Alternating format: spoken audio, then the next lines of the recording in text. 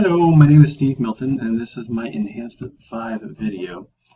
The first thing we're supposed to show is that we're using HTML5 or valid HTML5 on our two screens. My two screens is the new prod screen. So you see it through here. I am using form IDs, mains, navs, headers, all the HTML5 tags to build out my screens. And I do the same thing with the new cat. It has the forms, the headers, and also my product management also has all those. So I do use HTML5 on all mine. As far as the server side and client side validations, I do, so let's go into the new category. All right, so I do have the server side set on this, client side set on this. So if I leave it blank and click on it, it's going to tell me it needs the field. If I do the no validate and click on it, then it gives me please provide the category name. So it won't do anything until I actually provide the name. And if I put a name in there, then it will actually build it out. And now I have the new rope up here as well. So that does work as designed for both the client side and the server side validation. For new product,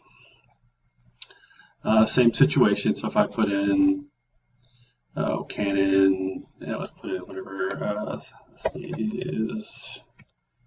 Steve's product, and we'll put in this is a text description, and then we're just going to leave all the others blank.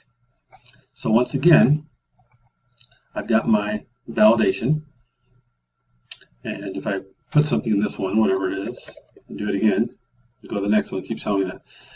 Okay, if I do a no validate, we'll also, let's see,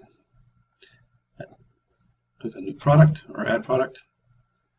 It tells me all the fields, I got to fill in all the fields are required. So I would have to actually go through and do all these things. So this is also doing my server-side validation, and you'll notice it's also sticky. So all the things I'd populated before are still there. So all that works as designed. And let's just go through and do a quick sample of all of them. If I try to put in characters, it won't let me do it. I'm trying to type characters. Now it only lets me put numbers in there. I'll put $354. Let's see, let's go 10. Let's see, it won't let me do large. I've got to actually type a number, 12, because these are all numeric checks. Weight, 2, location name, let's see, let's do whatever, point MPH. Right there, and then so here, if I just do it again, it tells me it's got to fill this in. I'll do no validate.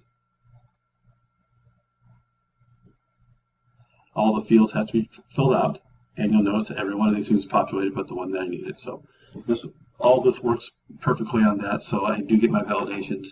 You'll notice that my nav bar is working correctly.